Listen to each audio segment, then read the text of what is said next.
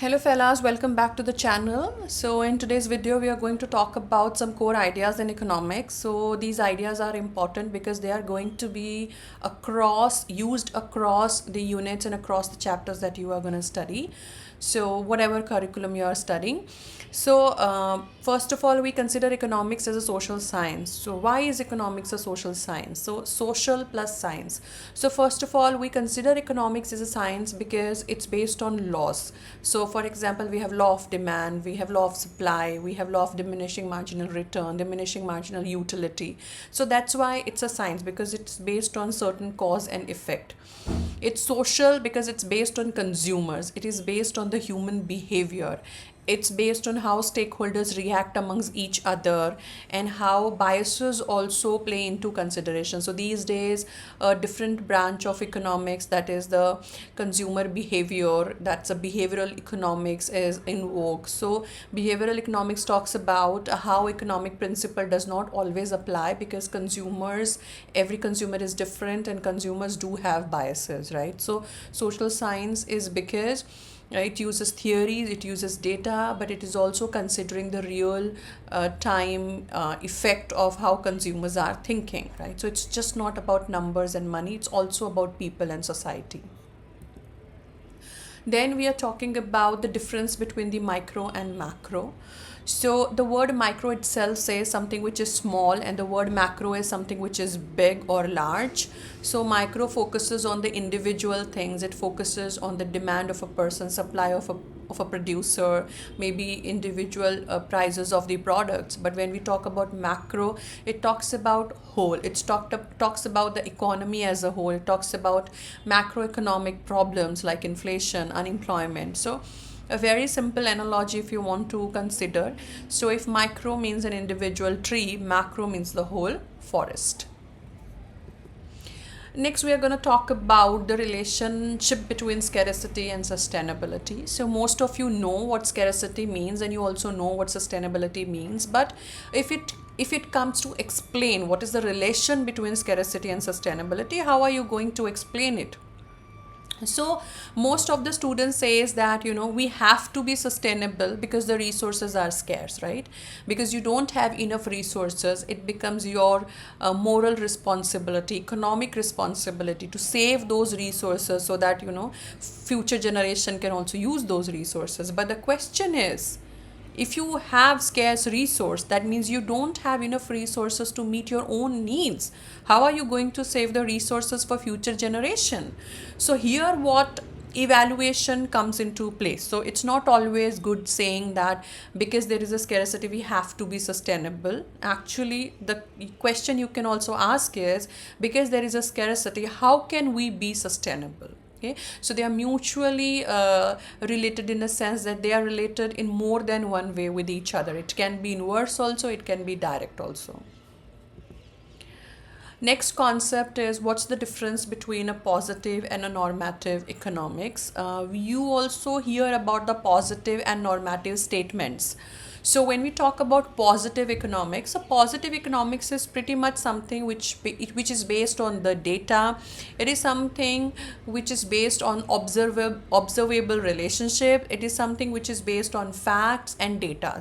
So when I say positive, students usually confuse with the word positive.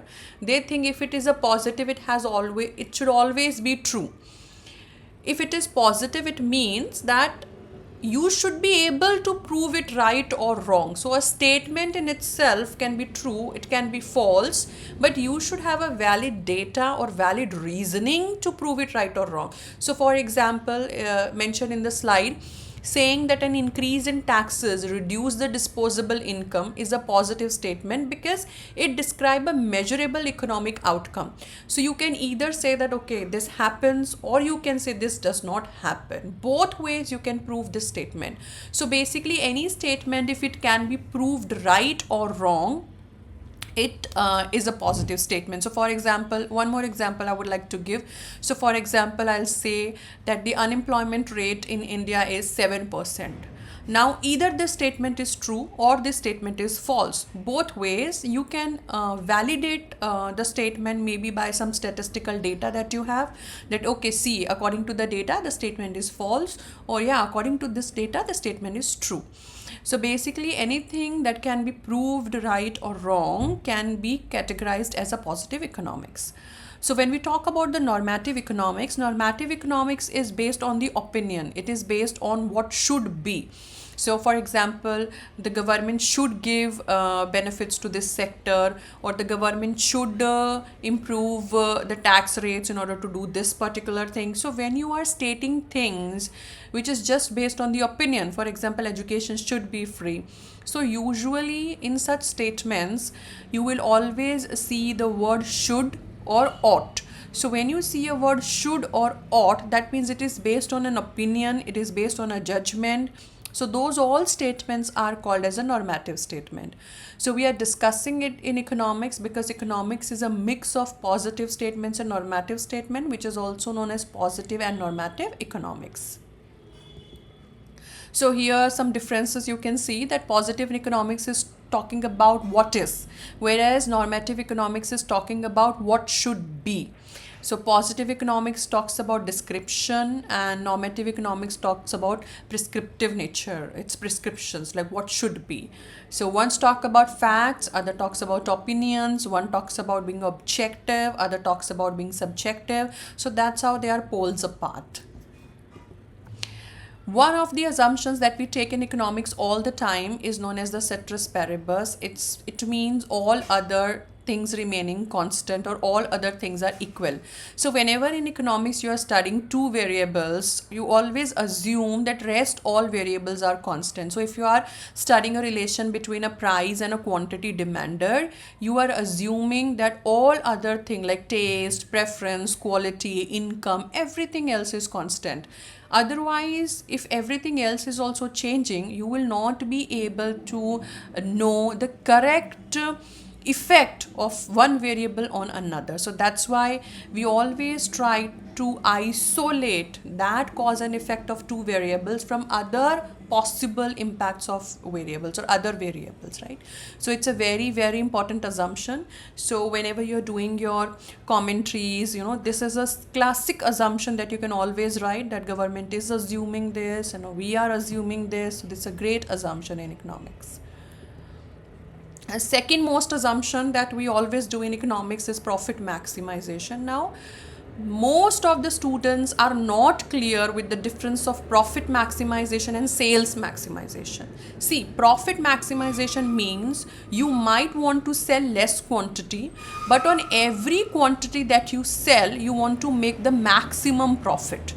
And sales maximize means that you're okay with having less per unit profit, but you want to increase your overall profit by increasing the sales. So in economics, we assume that producer want to sell a unit and make maximum profit per unit that is possible. So if you see, profit maximization occurs when a firm at the level where the difference between the revenues and the cost is the greatest. In economics, it is assumed that the firms aim to maximize the profit, and that can be achieved where MR is equals to MC. So when marginal revenue is equals to marginal cost, that is where the profit maximizing output is made. So if you are not clear with this concept can be taken detail into future slides, where basically we'll be talking about market power, and there we are going to see how profit maximization is achieved at MR is equals to MC with the help of a graphical representation. Right. Next, always remember in economics that equity and equality are not same. So when equality means that you want to give everything equal to everybody, equity actually talks about giving something to those who are in most need, right? So if you also see the example mentioned, if you are giving same school fees to all the students, it's equality. But if you are giving scholarship, let's say to meritorious students, or scholarship to the disadvantaged students, it's an equity. So equity believes in giving something where is most required, and equality talks about giving same thing to everybody. Economics or government talks about equality and equity both. Earlier concept was equality, but now the concept of equity is also coming in. So for example, sometimes we say that there should be equality in wage or there should be equity in wage. I want you to comment me in the comment section, that what do you think, the wage rates should be based on equality or the wage rate should be based on equity, and what is your rationale behind both, right? So you can just put me the comment. Next, it's a very important question. Students confuse the circular economy with the circular flow of income. So both the things are different. Circular economy just means that the economy is in a circular manner so that no waste is created. All the waste is again used as a raw material. So if you just want to go by the definition, it's written, a circular economy moves away from the traditional take, make and dispose model, and it focuses on reducing, reusing and recycling, the 3R that we talks about. The aim is to minimize the waste and extend the life of the products rather than discarding them after use. So it's just a circular economy. It talks about sustainability, and the concept that is involved here is the sustainability. And also, if you just go through the second point, they are saying by encouraging the practices such as recycling materials, repairing products and using renewable energy, a circular economy makes better use of the limited resources, and this directly addresses the problem of scarcity and reduces the pressure on environment. Combining it back to the scarcity and the sustainability thing that we were talking about earlier, so you can also mention in the evaluative point that if we have limited resources and we are using the concept of circular economy, we might even achieve sustainability with current limited resources. Okay. Productivity, it's a very commonly used term in economics, but many students still are not clear with what exactly, the meaning. So it means output per unit of input. So how much input you are using and what per input is giving you, that's productivity. So we usually talks about productivity of labor. So if you are hiring one labor in a company, how much that labor is giving you output. So you are hiring, you're giving wage, and then how much the worker is working. So this concept will be more used when, as an employer, I want to take a decision that out of person A and B, whom should I hire? So I should be hiring the person whose productivity is more. So simply productivity means that you work more with less resources. Okay, or in a given amount of time you produce more output, you work more.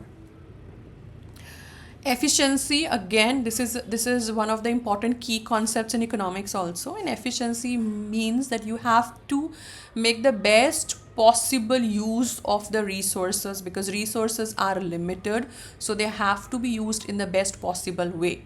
One more concept that is attached with it is like, if you are going to use your resources in an efficient manner, your cost is automatically going to be less. So if I'm not wasting my resources and I'm using them very precisely, that means I'm using less resources into making more product. So my cost is also going to be less. Okay. Next is the profitability, which we already discussed, profit maximization. But profitability refers to the firm's ability to earn profit consistently over time and reflect how efficiently it uses its resources. So it's calculated as the difference between the total revenue and total cost. Now, profit maximization and profitability are same thing. Firms want to maximize their profit and firms wants to be profitable in the long run. So they actually means the same thing, but they are trying to write it into different context here. Okay. Profitability is important because if the firms wants to take decision whether to invest into your company or not, then profitability has a very big role. So if you see the third point, because profitability attract investors and influences expansion decision, it plays a very crucial role in the business strategy. And how can you be profitable? Again, going back to the same concept, if you follow the concept of circular economy, if you are productive, if you are efficient, you are definitely going to be profitable. That's all from my side. I hope these core concepts helped you. See you in next video. Bye bye, and don't forget to like, share and subscribe.